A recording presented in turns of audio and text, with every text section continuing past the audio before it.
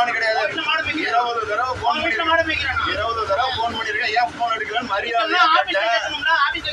Office number என்கிட்ட இல்ல. உன் ஆபீஸ் நம்பர் இல்லாதனால உங்ககிட்ட கேக்குறேன். இறங்க முடியாது. நான் ஹாஸ்பிட்டலுக்கு போனோம். அது எனக்கு தெரியாது. நான் நம்பர் தான் கேட்டேன். நம்பர் என் வேலையதான் பாக்குறேன். இப்ப ஏசி வரலங்கிற நீ என்ன சவுண்ட் விட்டு இருக்கிறேன். பெரிய சவுண்ட் விட்டு இருக்கிறேன். நான் பண்றேன். நீ வா என்ன போய் தேவையெல்லாம் பண்றாங்க.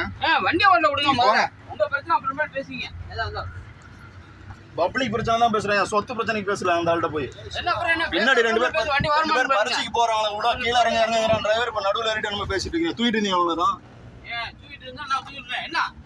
வந்து 2 பேர் பரிசுக்கு என்னன்னு தெரியுமா உங்களுக்கு? முதல்ல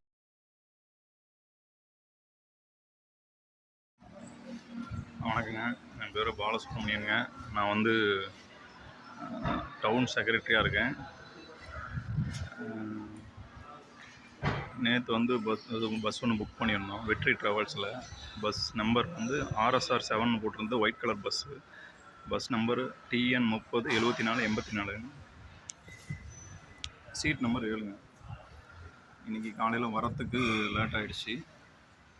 அதுக்கு வந்து ஒரு 20-30 ஃபோன் பண்ணிவிட்டு டிரைவர்கிட்ட கேட்குறப்ப, கேம்பு புக் பண்ணதிலே பார்க்க மாட்டியா, உனக்குன்னா நாங்கள் ஆளா, அதில் தான் நம்பர் வந்திருக்கோம். இல்லை மிஸ்ஸஸ் பண்ணியிருக்காங்க சார், அதில் ஒன்றுமே வரல அப்படின்னு சொல்லி கேட்டாங்க. வீட்டில் நான் மாடு மேய்ச்சோன்னா அதெல்லாம் சொல்ல முடியாது அப்படின்னு சொல்லிட்டாங்க. திரும்ப வந்து இன்னும் 3 பேசஞ்சர்கிட்ட சண்டை பண்ணியிருக்கேன். அப்படி 3 பேசஞ்சர்கிட்ட சண்டை பண்ணதை கேட்க போய் ஏசி போடாமல் இருக்காருன்னு கேட்டதுக்கு, என் ஓனரு வக்கீல, உன்னால் என்ன பிடுங்க முடியுமோ பிடுங்க, நீ ஏனடா உன்னால் என்னடா பண்ண முடியும், வண்டி நேரத்தில் இறங்கி வாடா போடான்னு தெரியாத வார்த்தையாக பேசுகிறாங்க. நான் ஒரு ஹாஸ்பிட்டலுக்கு போகிறேன்னு சொல்லியுமே இந்த மாதிரி பேசுகிறாரு. அந்த 2 பேசஞ்சரும் வந்து இன்றைக்கி கோயம்புத்தூரில் பரீட்சை எழுத வர ஸ்டூடெண்ட்டு, அவங்களுக்காக தான் மெயினாக நான் பேசுகிறேன்.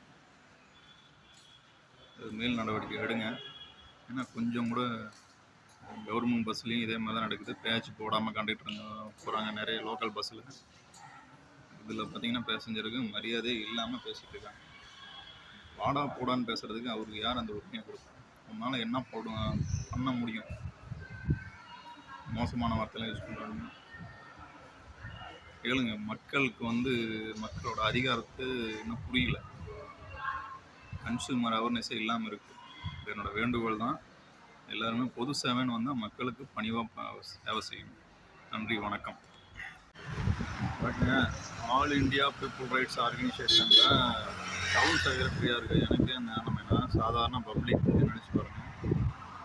டோட்டலாகவே ஒரு பேசஞ்சர் குரூப் எந்த ஒரு ரெஸ்பான்ஸும் கொடுக்கல.